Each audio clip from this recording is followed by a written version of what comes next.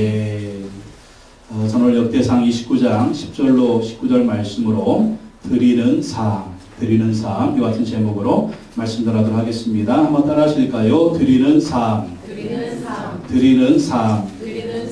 예, 2014년은 우리가 하나님을 기쁘시게 하는 한 해가 되기를 원합니다. 그래서 하나님을 기쁘시게 하는 2014년이 되자, 이런 주제로 계속 말씀을 전하고 있습니다. 첫 번째 시간에는 말씀에 순종하는 사람이 하나님을 기쁘시게 한다. 두 번째 시간은 예배가 삶의 목적인 사람, 그 사람을 하나님이 기뻐하시고, 세 번째 시간에는 천국 복음을 전파하라. 지난주에는 하나님이 주신 재능대로 봉사하라, 이와 같은 말씀을 나누었습니다. 오늘의 주제는 헌금입니다. 헌금, 드리는 삶. 교회를 개척하고 지금까지 제가 헌금에 관한 설교를 한 번도 하지 않았습니다. 근데 헌금은 하라고 한다고 이게 되는 게 아니에요. 헌금은 은혜 받아야 합니다. 은혜가 받으면 지갑이 열린다, 이제 그런 말이 있습니다. 은혜 못 받으면 지갑이 안 열린다. 그래서 헌금은 하라고 해서 되는 것이 아니고 은혜를 받고 하나님의 복을 받아야 헌금을 하는 것이지, 헌금을 그렇게 강조하지 않았습니다. 근데 헌금 설교를 하지 않았어도 여러분들께서 열심히 헌금을 해주시고 섬겨주셔서 교회가 지금까지 오게 됐습니다. 작은 숫자임에도 불구하고 여러분들이 열심히 헌금을 해주셔서 교회가 이렇게 왔습니다. 그리고 부족한 부분들은 후원자들께서 몇 분이 후원자가 있어요. 기업을 하시는 한 분이 한 달에 100만 원씩 기업에 후원을 해주십니다. 그 연말 정산할 때 그 세금, 기업의 세금에서 그 후원해 주는 것만큼 세금을 제외되기 때문에 그렇게 해주고 있고요. 또 이번에 성전을 우리가 준비하면서 또 여러 군데 제가 후원을 요청을 했습니다. 특별히 누구한테 후원 요청한 건 아니고, 제가 페이스북, SNS를 하면서 우리 교회가 이렇게 새로운 성전을 준비하는데 도와주십시오 했더니 한 교회가 매달 10만 원씩 또 후원을 해주고 있고요. 또 개인적으로 한 분, 두 분 정도가 한 5만 원씩 이렇게 또 후원을 해주고 있고요. 여러분들이 헌금해 주시는 그런 것들을 통해서 교회가 계속하고 있습니다. 지난주 작년에 그 재정 출입 수입과 지출이 얼마나 되는지 제가 대충 한번 뽑아보니까 거의 한 8천만 원 정도 수입과 지출이 됐더라고요. 제가 잘 정리해서 아마 이제 다음 주나 그 다음 주에 드리도록 하겠습니다. 매달 뭐 수입이 한 300만 원, 400만 원 이렇게 들어오다가 우리 작년에 10월달, 11월달, 12월달 이 성전을 준비하지 않았습니까? 그때 한 달에 한 2천만 원 확 들어오고 1,700만 원 확 들어오고, 그렇게 해서 이 교회가 이렇게 세워지고 지금까지 왔습니다. 그러니까 우리 물질의 주인은 사람이 아니라 하나님이다. 하나님이 하고자 하시면 이 물질을 하나님이 부어주시는 거예요. 근데 그것이 누구를 통해서 하시느냐? 우리 성도님들을 통해서 하신다. 그래서 하나님이 성도님들에게 복을 주셔서 그 복을 통해서 헌금하게 하시는 것입니다. 그래서 더 많은 헌금을 하실 수 있도록 하나님이 더 많은 복을 부어주세요. 더 많은 축복을 부어주십니다. 그래서 우리는 하나님 앞에서 어떻게 헌금을 할 것인가, 이런 것들에 대해서 다시 한번 우리가 성경을 통해서 정리를 하고 다시 한번 생각을 하는 시간이 필요하다, 제가 생각을 해서 헌금에 대해서 오늘 설교를 하려고 합니다. 여러분 부담 갖지 마시고 편안하게 들으시면 되겠습니다. 오늘 말씀은 다윗 왕이 하나님께 드리는 감사 기도입니다. 여러분 성경에 보면 하나님이 가장 사랑했던 두 사람이 나옵니다. 한 사람은 아브라함이고 한 사람은 다윗입니다. 그건 어떻게 알 수 있을까요? 마태복음 1장에 보면 예수 그리스도의 족보가 나오는데 두 사람의 후손이래요. 누구의 후손? 아브라함과 다윗의 후손 예수 그리스도의 계보라. 하나님이 얼마나, 이 아브라함이 어떤 분이고 도대체 다윗이 어떤 분이길래 하나님이 이렇게 사랑하셨습니까? 예수 그리스도의 족보를 얘기하는데 두 사람을 딱 단축하는 거예요. 아브라함과 다윗이다. 왜 대충 알잖아요. 아브라함이 어떤 사람입니까? 대충 알잖아요. 다윗이 어떤 사람입니까? 오늘 말씀 특별히 다윗의 기도입니다. 다윗이 감사기도. 다윗의 평생 소원이 무엇이었을까요? 그분은 하나님의 큰 축복을 받았기 때문에 자기가 죽기 전에 성전을 건축하는 것이 다윗의 평생 소원이었습니다. 근데 하나님이 너는 안 된다고 그랬어. 너는 장모들의 피를 너무 많이 흘렸다. 정복 전쟁을 많이 해서 많은 사람을 죽였기 때문에 너는 성전 건축할 수가 없어. 네 아들 솔로몬이 성전을 건축하게 해라. 그러면 아 그렇구나. 이제 끝나야 되겠네. 나는 아니다. 이러고 끝난 것이 아니라 다윗 왕이 죽기 전에 하나님이 엄청난 복을 왕이 되게 하셨으니까 또 땅도 굉장히 많이 넓히게 하셨어. 그리고 많은 나라들이 이 다윗에게 조공을 받지. 다윗이 엄청나게 세니까 그 보물이 다 누구 보물이냐? 다윗의 보물이에요. 자기 창고에다가 그 보물을 쌓아 놓았습니다. 근데 다윗은 자기가 죽기 전에 성전 건축하는 게 자기 소원이었는데 그걸 못하니까 이제 뭘 하는 거예요? 설계도를 만듭니다. 성전 설계도를. 그리고 자기 모든 재산을 모아가지고 뭘 어디에 바치느냐? 성전 건축할 수 있도록 다 바치는 거예요. 다윗이 머리가 좋은 사람입니다. 여러분 다윗이 머리가 참 좋은 사람이에요. 왜 좋으냐? 다윗이 성전 건축을 위해서 그 자기 재물을 다 바치니까 어떻게 될까요? 성전을 지은 것이 누구예요? 솔로몬이 지었지만 준비는 다윗이 한 거예요. 다윗의 이름이 드러난 겁니다. 그리고 그 자기의 재물을 하나님께 드렸으니까 이 모든 보물이 어디에 쌓였을까요? 천국에 쌓인 겁니다. 천국에 쌓여가지고 다윗은 세상에서 위대한 이름을 얻는 것이고 천국에 가서도 큰 보물을 얻게 된 것입니다. 그래서 솔로몬이 성전을 건축하게 되는 거예요. 근데 다윗이 성전을 건축할 때 자기만 드린 것이 아니에요. 신하들에게 명령했습니다. 이스라엘의 지도자들에게 명령했습니다. 이스라엘 백성들에게 명령했습니다. 내가 가진 모든 재산을 성전 건축을 해서 드린다. 너희들도 하나님을 위해서 성전을 건축할 텐데 너희들의 성심성의껏 너희들의 재물을 드려라. 그랬더니 신하들과 지도자들과 이스라엘 백성들이 엄청나게 드린 겁니다. 다윗이 보니까 너무 기쁜 거예요. 너무 즐거운 겁니다. 그래서 이 은혜 너무 감사해서 성도들이 기쁘게 드리는 것을 보니까 너무 감사해서 하나님께 감사 기도를 드리는 것이 오늘 본문의 말씀인 것을 볼 수가 있습니다. 이 다윗의 감사 기도 내용을 보면은요, 우리가 어떻게 하나님께 드리는 삶을 살 것인가, 우리가 어떻게 하나님께 헌금을 할 것인가 잘 정리가 되는 것을 볼 수가 있습니다. 오늘 말씀을 통해서 우리가 어떻게 드리는 삶을 살 것인가 살펴보도록 하겠습니다. 첫째, 하나님이 나의 모든 것의 주인이다. 이런 믿음을 가져야 됩니다. 하나님이 나의 모든 것의 주인이다. 그러니까 하나님이 나의 생명도 주셨기 때문에 내 생명의 주인이시고, 하나님이 나에 있는 건강도 주셨기 때문에 건강도 하나님이 주인이시고, 하나님은 나에게 재물과 재산과 가정과 자녀와 이 모든 것도 하나님이 다 주셨다라는 거예요. 그래서 하나님이 나의 모든 것의 주인이다. 이렇게 믿어야 된다는 것입니다. 오늘 열왕기상 29장 10절 말씀 보시는 10절 다시 한번 읽어보겠습니다. 시작. 다윗이 온 회중 앞에서 여호와를 송축하여 이르되 우리 조상 이스라엘 하나님 여호와여 주는 영원부터 영원까지 송축을 받으시옵소서. 다윗의 시편이나 다윗의 그 기도문들을 보면은요, 다윗이 잘하는 게 있습니다. 뭐냐면 하나님을 찬양하는 것입니다. 하나님을 찬양하고 하나님을 예배하는 것입니다. 왜 하나님을 찬양하고 하나님을 예배합니까? 하나님이 모든 만물의 주인이라는 것입니다. 나의 주인일 뿐만 아니라 이스라엘의 주인일 뿐만 아니라 하나님이 모든 만물의 주인이라는 거예요. 그래서 하나님이 영광 받으시러 찬양 받으시도록 다윗이 성전을 건축하는 것입니다. 성전 건축하기 전에는 어떻게 했습니까? 예루살렘에 다윗의 장막을 만들어 놨어요. 거기에다가 여호와의 언약궤를 모시고 거기서 하나님을 예배하고 찬양했습니다. 성가대가 몇 명? 4,000명. 레위인들과 제사장들이 하나님을 예배하도록 또 모든 국가의 그러한 세금들을 통해서 또 그들을 월급을 주고 또 성전에서 예배할 수 있도록 도왔다. 하나님이시기 때문에 하나님께 찬양과 예배를 드리는 이런 모습. 왜 찬양하고 왜 예배합니까? 하나님이 주인이다라는 것입니다. 다른 신은 없습니다. 다른 주인은 없습니다. 우리 예배 받으실 분은 하나님 한 분이다. 그래서 하나님께 예배하고 송축하는 것입니다. 여러분 하나님을 예배하시기 바랍니다. 하나님을 찬양하시기 바랍니다. 그러면 기쁠 것입니다. 복이 임할 것입니다. 하늘에서 복이 내려올 것입니다. 11절 말씀 보십시오. 11절 읽어보겠습니다. 시작. 여호와여 위대하심과 권능과 영광과 승리와 위엄이 다 주께 속하였사오니 천지에 있는 것이 다 주의 것이로소이다. 여호와여 주권도 주께 속하였사오니 주는 높으사 만물의 머리 시민이다. 아멘. 하나님이 주인인데 모든 것의 주인이라는 거예요. 하나님이 위대하십니다. 권능과 영광과 승리와 위엄이 다 주께 속하였습니다. 그러니까 이 모든 것이 하나님께 속했다는, 하나님이 다 주인이라는 거예요. 천지에 있는 것이 다 주의 것이로소이다. 천지, 하늘도 하나님의 것, 땅도 하나님의 것, 바다도 하나님의 것, 바닷속의 고래도 하나님의 것.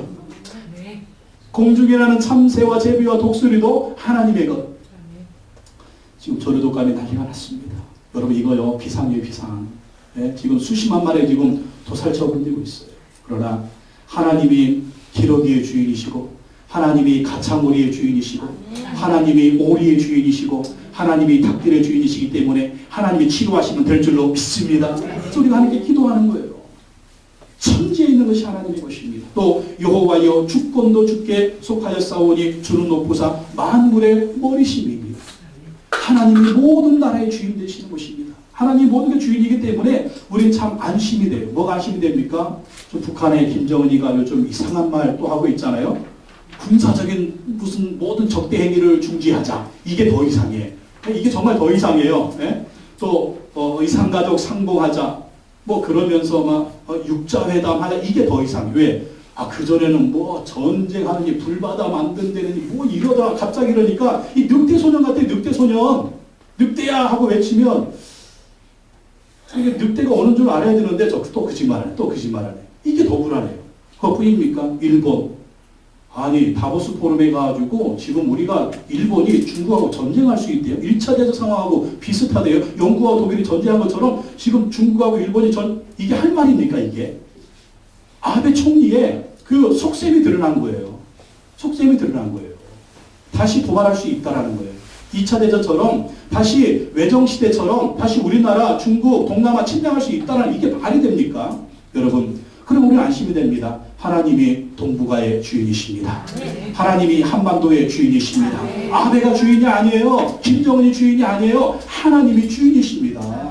그래도 우리 안심할 수 있어요. 그리고 우리 하나님께 기도하는 겁니다. 주여 저 김정은의 도발이 저주되게 하여 주시옵소서. 저 일본 아베의 저 발언이 저주되게 하여 주시옵소서. 지금요 막 대통령도 통일은 대박이다 그렇게 얘기했지만 북한의 정세가 심상치 않은 것 같아요.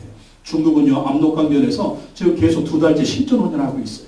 북한이 붕괴돼가지고 북한 사람들이 북한으로 막 중국으로 넘어오면 그거 막으려고 2달째 실전훈련하고 있다니까요. 지금 올해 들어가지고 계속 막 통일 얘기하는데 북한의 조짐이 이상합니다. 우리가 기도해야 됩니다. 여러분 기도해야 돼요. 나는 아무 문제 없어도 나라와 민족을 위해서 기도하셔야 돼요. 그리고 조류독감 일본 저 행동, 북한 저 행동, 지금 또 우리 개인정보 유출. 있을 수가 있는 일에 이거 완전히 후진국 수준. 이게 2차 피해, 3차 피해 진행하면 큰일 납니다. 우리 이런 때 있도록 하나님이 주인이다. 이걸 믿고 하나님께 기도해야 될 줄로 믿습니다. 그래서 여러분 시간 내서 무조건 나와서 기도하세요. 새벽에 나와서 기도하시고 또 예배 시간 나와서 기도하시고 수요 예배라 금요 기도해라. 기도할 수 있는 시간 있으면 여러분 무조건 와서 기도. 지금은 나를 위해서 기도할 때가 아니에요. 나라와 민족을 위해서 기도할 때예요. 그러면 기도하면 주인 되신 하나님께서 해결해 주실 줄로 믿습니다.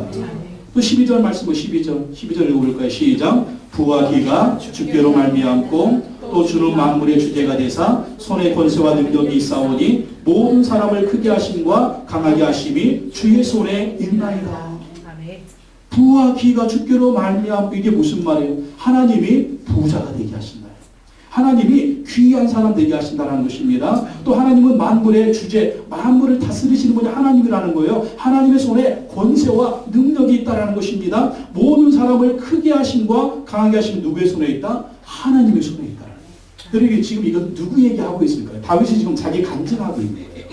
자기 얘기하고 있는 거예요. 왜 그럴까요? 다윗은 원래 어떤 사람이었어요? 저 들판에서 양치던 목동이었어요.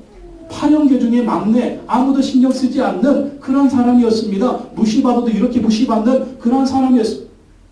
양이나 치고 양 잡으러 늑대가 오고 사자가 오고 곰들이 오면 그거하고 싸우던 아주 하여튼 좀 4차원적인 이런, 그러니까 아버지도 좀 무시하고 형제들도 좀 무시하는 저 막내 그런 막내였어요. 근데 하나님이 다윗의 마음을 보셨습니다. 다윗은 어떤 사람이었어요? 하나님을 사랑하는 사람이었습니다. 하나님을 예배하는 사람이었습니다. 하나님을 잘 믿는 사람이었습니다. 이스라엘 전체를 샅샅이 뒤져봐서 하나님이 정말 누구를 왕으로 세울까 보니까 그 한 사람밖에 없는 거예요. 그래서 다윗을 세워서 그 양치기 목동을 누구하고 싸우게 하시고 골리앗하고 싸우게, 골리앗을 때려 눕히게 하시고 이스라엘의 스타가 돼. 스타. 스타가 되게 하셔서 사울이 죽인 자는 천천히요 다윗이 죽인 자는 만만이다. 이렇게 인기가 있게 하셔서 기름 부어서 이스라엘의 두 번째 왕으로 세우신 것입니다. 그러니 다윗은 뭐라고 얘기하면 내 인생의 주인은 하나님입니다. 이스라엘의 주인은 하나님입니다. 모든 것의 주인은 하나님이다. 그렇게 뭐라고 고백합니까? 여호와는 나의 목자시니 내가 부족함이 없으리로다. 그렇게 고백하지 않습니까?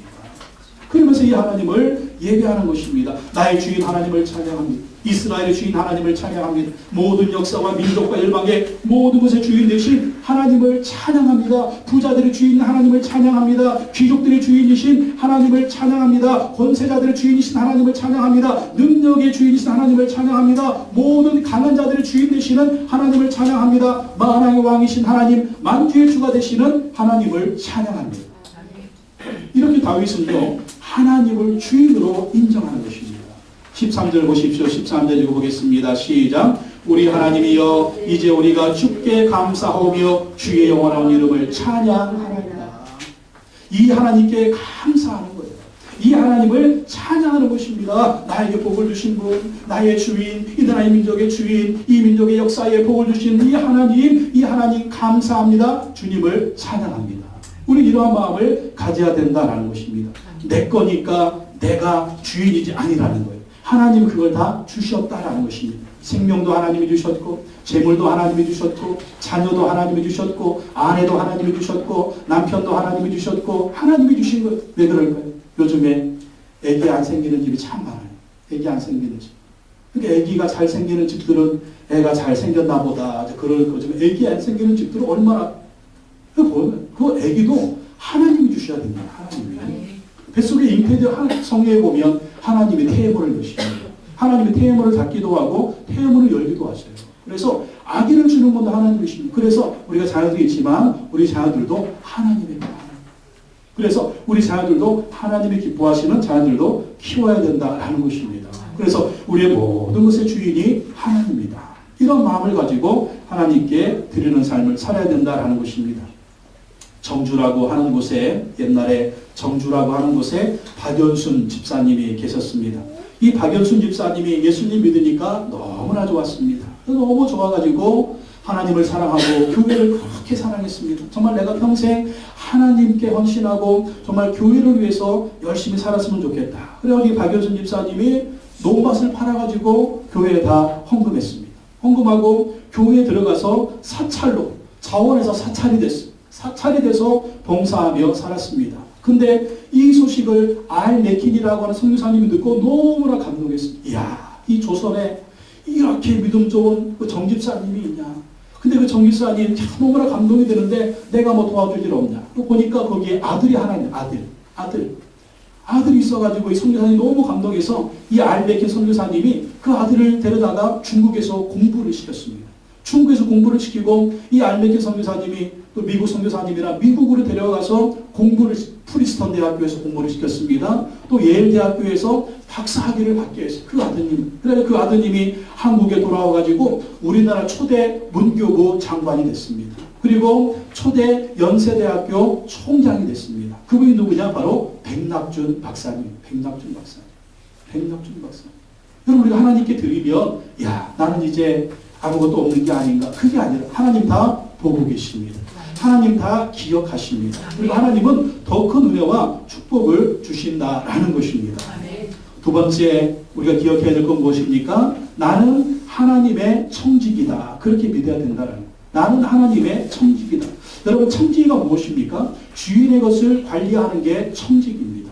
주인의 것을 관리하는 게 청지기인데 우리 하나님의 사람들은요. 나는 하나님의 청지기다. 이런 생각을 가지고 살아야 된다라는 것입니다.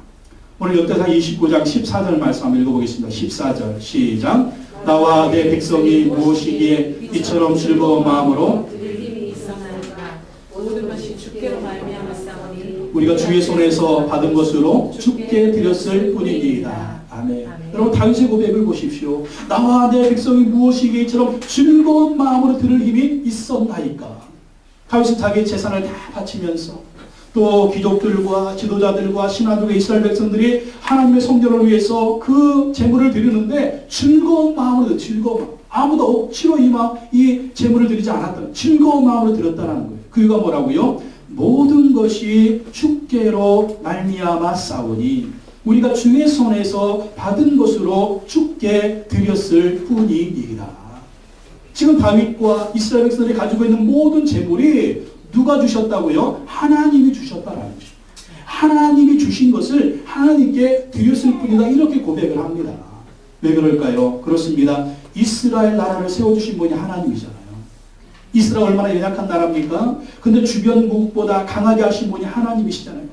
주변국들이 조공을 바치게 하셔서 수많은 재물과 재산이 이스라엘 땅으로 들어왔습니다. 하나님은 그렇게 해주신 거예요. 하나님이 이러한 농사도 잘 되게 하시고 목축업도 잘 되게 하시고 사업도 잘 되게 하시고 정치적인 안정이 있으니까 군비 지출도 없으니까 하나님이 다 잘 되게 하시는 거예요. 때를 따라 비를 내려주십니다. 햇빛을 내려주십니다. 짐승이 나면 죽지도 않습니다. 조류도 없고 구제약 하나도 없어요. 그러니까 이 복이 많은 거예요. 왜 그러느냐? 하나님이 그렇게 복을 주시니까. 하나님이 주셨다라는 것입니다. 그래서 하나님이 주신 것에서 우리가 하나님께 드립니다. 이게 어떤 정신? 청지기 정신, 청지기 의식입니다. 내 거니까 내 마음대로 이거 아니라는 거예요. 하나님이 주신 것을 나는 관리한다. 그리고 15절 말씀 보십시오. 15절 읽어보겠습니다. 시작. 우리는 우리 조상들과 같이 주님 앞에서 이방 나그네와 거류민들이라 세상에 있는 날이 그림자 같아서 신앙이 없나이다. 우리가 마음에 새길 것입니다. 인생은 뭐라고요? 인생은 나그네 길 어디서 왔다가 어디로 가는가 세월이 있습니까? 인생은 나그네 길입니다. 인생은 거류입니다. 여러분 나그네가 뭐예요? 거류이 무엇입니까? 조금 있다가 지나가는 게 나그네예요. 조금 있다가 지나가는 게 거류입니다. 우리나라에 많은 외국인 노동자들이 와 있죠. 이분들은 여기서 살려고 집을 사나요? 안 삽니다. 왜요? 돈 많이 벌어가지고 자기 고향으로 돌아가려고 해요. 자기 나라 돌아가서 자기 나라에서 돈으로 그 집을 사고 행복하게 살려고 그 꿈을 꾸고 여기서 이곳생활 하는 겁니다. 그럼 우리 인생 나그네 길입니다. 우리는 가야 할 곳이 있습니다. 어디입니까? 천국인 줄로 믿습니다. 200년 40분 하면 손 들어보세요. 300년 40분 손 들어보세요. 아무도 내리세요. 천국에서 우리 3,000년 사는 4,000년. 우리는 나그네입니다. 거류입니다. 우리가 가야 할 곳은 천국입니다. 그렇다면 우리가 어떻게 살아야 되느냐? 내 생명의 주인도 하나님이다라는 것입니다. 하나님이 하늘에서 부르면 다 가야 되는 거예요. 다 놓고 가야 되는 거예요. 그래서 세상에 있는 날이 뭐와 같다? 그림자와 같다. 그림자는 뭡니까? 태양이 뜨면 비치는 게 그림자입니다. 태양이 지면 그림자는 어떻게 됩니까? 그림자는 없어지는 거예요. 우리 인생도 그림자와 같습니다. 하나님이 허락하신 그 날들만 우리가 그림자같이 이 땅에서 사는 거예요. 하나님 허락하신 그 세월 동안 나그네와 거류민처럼 사는 것입니다. 나는 아직 젊으니까 괜찮지. 교통사고는 사람 안 가립니다. 교통사고는 나이 안 가려요. 아이고 나한테 일어나겠어요? 병원에 누워있는 사람들 다 물어보세요. 자기도 그런 생각 했는지. 아무도 없거든요. 하나님이 부르면 우리는 다 놓고 가야 돼요. 그래서 인생은 나그네와 거류민들이고 그림자 같다. 그래서 세상은 희망이 없다는 거예요. 희망이 없다. 우리의 희망은 어디입니까? 영원한 천국이 우리의 희망인 줄로 믿습니다. 우리의 소망인 줄로 믿습니다. 우리의 생명도 하나님이 맡겨주신 거예요. 내게 아니에요. 그래서 자살하면 안 되는 거예요. 하나님이 허락한 그 시간 동안 열심히 살아야 돼. 그리고 하나님이 부르시면 우리가 당당히 천국에 가는 그런 모습이 있어야 될 줄로 믿습니다. 16절 말씀 보시죠. 16절 읽어볼까요? 16절 시작. 우리 하나님 여호와여 우리가 주의 거룩한 이름을 위하여 성전을 건축하려고 미리 저축한 이 모든 물건이 다 주의 손에서 왔사오니 다 주의 것이니이다. 하나님의 이름을 위하여 하나님을 위하여 성전을 건축하려고 미리 저축한 것을 하나님께 드립니다. 이게 다 뭐라고요? 다 주의 손에서 왔사오니 다 주의 것입니다. 내 거 아니라는 거예요. 내 거가 아니고 하나님이 다 주신 거라는 것입니다. 나는 뭐예요? 하나님이 주신 것을 관리하는 거예요. 잘 관리해서 나도 먹고 살고 그걸로 자녀도 잘 키우고 그걸로 사업도 하고 그것으로 뭣도 하는 거예요? 하나님의 영광을 위해서 쓰고 가난한 자도 도와주고 그렇게 하라는 것이지. 그렇게 하나님이 기쁘시게 하는 일에 그 물질을 쓰는 것이 바로 청지기다라는 것입니다. 청지기 의식이 없으면 어떻게 될까요? 청지기 의식이 없으면 흥청망청 쓰는 거예요. 남이야 죽든지 말든지 신경 안 쓰는 거예요. 내 거니까 뭐. 이렇게 쓰면 하나님이 기뻐하는 모습이 아니다라는 것입니다. 여러분 청지기의식을 가지시기 바랍니다. 그리고 미국을 보면 미국이 왜 그렇게 세계를 잘 도와줘요? 우리나라 6.25 때 우리나라 도와준 게 미국이잖아요. 군대 보내줘, 물질 보내줘, 고아들 막 얼마나 이 미국이 얼마나 우리가 얼마나 많이 도와줘. 그 이유가 무엇일까요? 그들은 철저하게 청교도 정신이 있습니다. 하나님 우리에게 주신 것은 우리가 하나님이 기뻐하시는데 물질을 써야 된다는 거예요. 그래서 왜 우리나라 왜 수만 명이 와서 왜 죽어요? 네? 왜 우리나라 고아들을 왜 우리의 물자들을 왜 여러분 미국에서 온 물자들을 한 번씩 다 이렇게 써보셨을 거예요. 우리 옛날에 지금은 우리가 그렇게 안 쓰지만 미국이 기독교 국가니까 그렇습니다. 기독교 국가니까 하나님이 기뻐하시는 일에 이 물질을 써야 된다. 그래서 미국 그렇게 가난한 나라들을 도와주고 있는 것을 볼 수가 있습니다. 록펠러라고 하는 사람이 있었습니다. 미국 역사상 가장 큰 부자였습니다. 지금 세계 최대의 부자는 빌 게이츠입니다. 빌 게이츠. 근데 이 빌 게이츠보다 더 큰 부자가 록펠러라고 하는 사람이었습니다. 이 록펠러는요, 미국에서 석유 사업을 독점했습니다. 하나님이 얼마나 큰 축복을 주셨는지 미국에서 석유를 독점해가지고 엄청난 돈을 벌었습니다. 그리고 교회는 다니고 예수를 믿었지만 좀 사업하면서 악발이었어요. 악발이. 남의 회사 다 무너뜨리고 자기 회사 혼자 미국의 석유 사업을 독점했습니다. 그러니까 이 록펠러는요, 기업가들 입장에서 아주 나쁜 그런 악덕업주들. 근데 돈을 얼마나 많이 벌었는지 세계 최대의 부자가 된 겁니다. 그런데 53세 때 불치병이 걸린 거예요. 불치병이 걸려서 하루에 뭐 수십억, 수백억 벌면 뭐합니까? 병에 걸려가지고 의사가 말하기를 당신은 오래 살지 못합니다. 아마 올해를 넘기지 못할 그렇게 얘기한 겁니다. 그러니까 하루에 수백억을 벌면 뭐해요? 죽으면 뭐 가져갈 수도 없고. 그래서 자기 인생을 점검한 겁니다. 하나님이 나에게 큰 축복을 주셔서 정말 미국 최대, 세계 최대의 재벌이 되게 하셨는데 이제 이 물질을 어떻게 사용을 할까? 그래서 자기 물질과 자기 인생을 점검하기 시작했습니다. 그래서 내가 죽어서 천국에 갈 건데 여러분 죽으면 사람이 죽으면 세상에 뭘 남겨요? 이름을 남겨요. 이름을 남기는데 어떤 이름 남겨야 될까요? 좋은 이름 남겨요. 좋은 이름. 또 천국에 가면 천국에 보화가 쌓여져 있어야 되는데 하나도 하나님께 드린 게 없으면 보화가 쌓여진 게 없잖아요. 그래서 록펠러가 결단을 합니다. 이 물질을 하나님께 드리자. 이 물질을 사회에 환원하고 사회에 기부를 하자. 그래서 록펠러가 하나님께 물질을 드리고 사회에 기부하기 시작했습니다. 록펠러 재단을 세워가지고 교회를 건축했는데요. 몇 개의 교회를 건축했느냐? 4,928개의 교회를, 재벌이니까 가능해. 재벌이니까 4,928개의 교회를 건축해서 하나님께 드렸고요. 12개의 종합대학을 세웠고요. 12개의 단과대학 및 연구소를 이어서 사회에 기증했습니다. 53세에 죽는다는 사람이 98세까지 살다 죽었습니다. 하나님이 살려주신 줄로 믿습니다.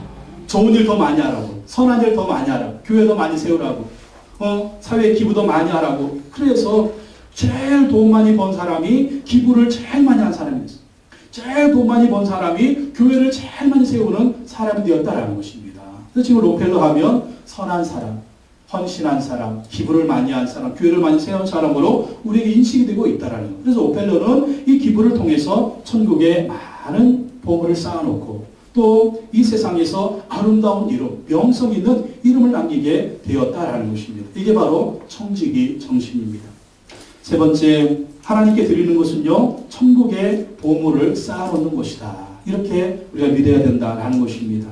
우리 마태복음 6장 19절 21절 주보에 나와 있죠. 그 세 번째 주제에 한번 읽어보겠습니다. 시작.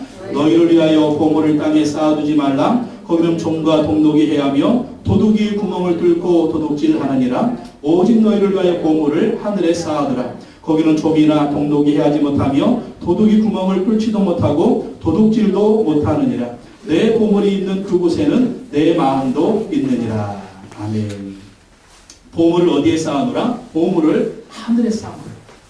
그러니까 보물을 땅에 쌓아놓으면 종과 동독이 해한다고 하는데, 그러니까 이제 그 종 먹는다고 해요. 종 먹는 거. 동독이 이제 독입니다. 독. 그 옛날에는 이 돌을 동으로 만들어 놨나 보죠. 그러니까 이제 좀이 생기고 녹이 생기면은 그 동이 부식이 되고 이제 없어지는 이제 그런 게 있는 거예요. 예수님이 그런 비유로 말씀하셨는데 또 나중에는 도둑이 그 물질을 훔쳐간다. 이게 뭐냐? 나를 위해서 세상의 재물을 막 쌓아놓으면은요, 이게 어떻게 돼? 이게 재물이 썩는다. 그리고 이 재물 어떻게 된다? 도둑들이 이걸 훔쳐간다. 도둑들이 훔쳐가. 가까운 도둑이 누구예요? 아들, 딸. 죽기 전에 우리 그 선교사님이 우리 김기수 선교사님이 어머니가 병원에서 이제 돌아가신 소천하시는데 그 같이 소천하는 분이 돌아가시는 분이 자식들이 와가지고 아마 재산이 수십억인데 어머니 몇 억은 누구 주고 몇 억은 누구 주고 빨리 어머니 사인하셔 빨리 사인하셔 죽기 전에 사인하시래 이러더래. 아니 그게 어머니가 지금 죽는데 지금 거기에 자식들이 할지 예? 그걸 얘기하는 겁니다. 그래서 그 재물을 하나님께 하늘에 쌓아두고 또 그 재물을 세상에 기부를 하면 아름다운 이름이 남게 되는 것입니다. 그래서 보물을 하늘에 쌓아두라는. 그래서 미국은요 기부 문화가 굉장히 활성화되어 있습니다. 그리고 사람들이 죽기 전에 그 재산을 사회에 환원하는 그런 운동들이 참 많이 벌어지고 있습니다. 근데 우리나라는 너무 못 살았잖아요. 일제시대를 겪었습니다. 6.25를 겪었습니다. 보릿고개를 겪었습니다. 그렇기 때문에 우리는 기부하는 것이 참 힘들어요. 왜 힘들까요? 너무나 굶어봤기 때문에. 힘들게 살았기 때문에 이거 정말 기부하는 건 너무 힘듭니다. 헌금하는 것도 너무 힘든 거예요. 우리가 어려움을 겪어봤기 때문에. 그러나 이제 우리가 하나님이 큰 은혜와 축복을 주셔서 이제 한 세대가 지나가면 하나님이 이제 축복의 세대가 이제 또 시작이 되면 그때도 우리가 미국처럼 영국처럼 선진국처럼 기부하는 문화가 많이 있어야 될 줄로 믿습니다. 여러분 강영호 박사님이 2012년 2월 23일에 천국에 가셨습니다. 시각장애인이셨는데 미국에서 박사학위도 받고 교수도 하시고 또 백악관 국가장애위원회 정책 차관보도 하시고 UN 세계장애위원회 부의장을 또 지내시고 루즈벨트 재단 고문으로 활동했는데 시각장애인으로서 정말 성공적인 삶을 살았어요. 하나님이 우리 강경호 박사님에게 큰 은혜와 축복을 주셔서 이렇게 미국에서 성공적인 삶을 살게 하셨습니다. 근데 돌아가실 때 이분이 췌장암에 걸립니다. 췌장암에 걸려서 4개월 동안 췌장암을 앓다가 천국에 가셨습니다. 의사한테 췌장암 선고를 받고 앞으로 몇 개월 있으면 당신은 죽을 것입니다. 그러고 나서 이분이 죽을 준비를 했어요. 죽을 준비를 어떻게 했냐면 천국 갈 준비를 한 겁니다. 자기 지인들에게 이메일을 보냈습니다. 나는 지금 췌장암에 걸렸습니다. 의사가 말하기를 몇 개월 살지 못한다고 합니다. 그동안 너무 고마웠습니다. 감사했습니다. 나를 도와줘서 감사합니다. 그리고 특별히 아내 여보 사랑합니다. 고맙습니다. 왜? 맹인인데 시각장애인인데 정말 이 아내가 옆에서요. 이 강용호 박사는 잘 도와준 거예요. 2살인가 3살 연상이신데 누나인데 누나가 이번에 잘 도와줘가지고 공부도 하기 연세대학교도 가게 하고 또 미국에 유학 가가지고 막 아들 둘 낳아서 이렇게 막 기독교 명문 가면 이거 아내가 그렇게 도와준 거예요. 그래서 아내한테 고맙다고 하고 그리고 어떤 준비를 했냐면 이 아들들하고 같이 돈을 모았습니다. 자기 재산을 모으고 돈을 모아가지고 이 국제 로타리 클럽에 2억 5천만 원을 기부했어요. 2억 5천만 원. 왜 그랬냐? 이분도 1972년부터 국제 로타리 재단 장학생으로 뽑혀가지고 미국에 와서 공부를 한 겁니다. 자기가 그런 도움을 받았기 때문에 자기도 그 도움을 주려고 2억 5천만 원 재산을 다 모아가지고 로타리 클럽에 기부를 했어요. 그래서 특별히 이 국제 로타리 클럽에서 한국 장학생들에게 한국 학생들한테 이러한 장학금을 주도록 그렇게 부탁을 하고 천국에 가셨다고 합니다. 얼마나 아름다운 그러한 모습입니까? 그래서 지금도 우리 남아있는 사람들에게 강용호 박사님 존경받고 있고요. 또 천국에서 아름다운 보물을 쌓아놓고 하나님의 큰 상급을 받았을 줄로 믿습니다. 마지막으로 보겠습니다. 그렇습니다. 우리 헌금은 11조와 감사 헌금을 드릴 수가 있습니다. 11조와 감사. 말라기 3장 10절. 그 다음에 읽어볼까요? 시작. 만군의 나의 집에 양식이 있게 하고 그것으로 나를 시험하여 내가 하늘문을 열고 너에게 복을 쌓을 곳이 없도록 굳지 아니하라 보라. 하나님의 명령 11조 명령. 11조는 하나님의 명령이고 축복의 약속입니다. 11조는요 우리 성도들의 의무입니다. 그리고 11조를 드릴 때 하나님이 나에게 10가지를 주셨다. 하나님에게 10가지를 주셨는데 그 중에 한 가지 10분의 1을 하나님께 드리면서 9개는 나를 위해서 쓰고 1개는 하나님을 위해서 드리는 겁니다. 이렇게 드리는 것이 하나님의 11조의 명령. 그래서 구약 성경의 표면이 보면 하나님이 11조를 드려라, 11조를 드려라. 소득의 11조를 드려라 계속 명령합니다. 왜 그럴까요? 이스라엘 백성들의 그 11조를 드려야 성전이 유지가 되는 거예요. 성전에서 예배하는 제사장들과 레위인들이 먹고 살 수가 있는 겁니다. 바벨론 포로기 이후에 이스라엘 백성들이 이 이스라엘 땅에 다시 돌아왔는데 이스라엘 백성들이 11조를 안 내는 겁니다. 그러니까 성전이 유지가 안 돼요. 그러니까 제사장들과 레위인들이 제사의 일을 하지 않고 그러니까 하나님께 제사가 안 돼요. 예배가 안 되는 거예요. 그래서 하나님이 말라기 선지자를 통해서 다시 한번 명령하는 겁니다. 너희 온전한 11조를 창고해드려 나의 집에 양식이 있게 해라. 나의 집에 양식이. 그래서 성전이 유지가 되게 하고 제사장들과 레위 사람들이 성전에서 일하면서 하나님께 예배하는 행위를 하라는 것. 그래서 이스라엘 백성들이 하나님을 잘 섬기도록 돕게 하라는 것입니다. 그것으로 나를 시험해서 내가 하늘문을 열고 너희에게 복을 쌓을 것이 없도록 붙지 아니하노라. 11조를 드리면 더 많은 11조를 드릴 수 있도록 하나님이 복을 주신다는, 하나님이 부어주신다는. 지금도 마찬가지입니다. 지금도 성도님들의 11조를 통해서 교회가 운영이 되는 것입니다. 주회종들이 월급을 받게 되는 것입니다. 그리고 교회는 여러분들이 신앙생활을 잘 할 수 있도록 돕게 되는 것입니다. 그리고 구제와 선교를 통해서 예수 그리스도의 복음을 전하는 것입니다. 이 모든 것들이 바로 성도님들의 11조를 통해서 이루어지는 것입니다. 또 그 11조를 드리면 하나님이 11조를 계속해서 드릴 수 있도록 하나님이 복을 쌓을 것이 없도록 복을 부어준다는, 제가 록펠러 얘기했지만 록펠러는 어렸을 때부터 11조를 했어요. 어머니가 11조 훈련을 시켰어요. 그래서 세계 최대의 부자가 되었다라는 것입니다. 그래서 우리가 11조를 드려야 되고요. 또 감사헌금을 여러분 드려야 됩니다. 그래서 살아가다 보면 좋은 일이 있잖아요. 좋은 일. 좋은 일이 있으면 꼭 하나님께 감사합니다. 하나님 이렇게 좋은 일을 주셔서 감사합니다. 감사하면 하나님이 더 많은 감사거리를 주시는 것입니다. 그래서 여러분 11조 봉투를 하나씩 만드시고요. 감사헌금 드릴 때 꼭 감사 제목을 거기에 쓰세요. 감사 제목을 써서 드리면 하나님이 기쁘게 받으시는 것입니다. 헌금은 절대로 억지로 하는 게 아닙니다. 고린도후서 9장 7절에 보면 각각 그 마음에 정한 대로 할 것이요 인색함으로나 억지로 하지 말지니 하나님은 즐겨내는 자를 사랑하시느니라. 빌립보서 4장 19절에 나의 하나님이 그리스도 예수 안에서 영광 가운데 그 풍성한 대로 너희 모든 쓸 것을 채우시리라. 하나님께 약속하셨습니다. 즐겨내는 자를 사랑하시고 하나님 우리 모두 쓸 것을 채워주신다라는 것입니다. 그럼 우리가 세계 최대의 여의도 순복음교회를 보지만 그 교회 우리나라에서 헌금 제일 많이 나옵니다. 근데 그 교회가 원래 어떤 교회냐? 가난한 교회. 대저동에 천막치고 세운 교회가 그 교회였습니다. 우리가 6.25를 겪고 나서 얼마나 못 살았어요? 그 못 사는 사람들이 모인 교회가 순복음 교회였어요. 그리고 우리나라 보릿고개 넘어갈 때 지방에서 전라도에서 못 사는 사람들이 와가지고 한국에서만 먹고 살 게 없어가지고 밤새 잘 데가 없으니까 여의도 순복음교회 가서 철학기도 하면서 하룻밤 남기고 그 다음날 일하는 그런 교회가 바로 여의도 순복음교회였습니다.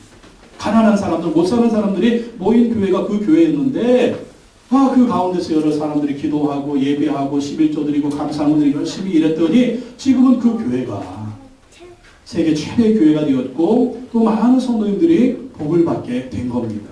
우리 죽전에 보면 세단 교회가 있습니다. 소강성 목사님. 이 교회가 원래는 가락동에 지하에 있었어요. 가락동이 그 가락동 농수산물 시장. 거기에 지하에 있던 교회인데 그 교회 나오면 다 채소장 사는 채소장. 이약값 끌면서 채소장 사는 분들이 뭐 이게 먹고 살 만에 뭐 있겠어요. 가난한 분들이었어요. 그래서 소강성 목사님이 한 번은 그래요. 여러분 복 받고 싶죠? 그러니까 성도님들이 아멘 하더래요. 아멘. 아멘, 아멘.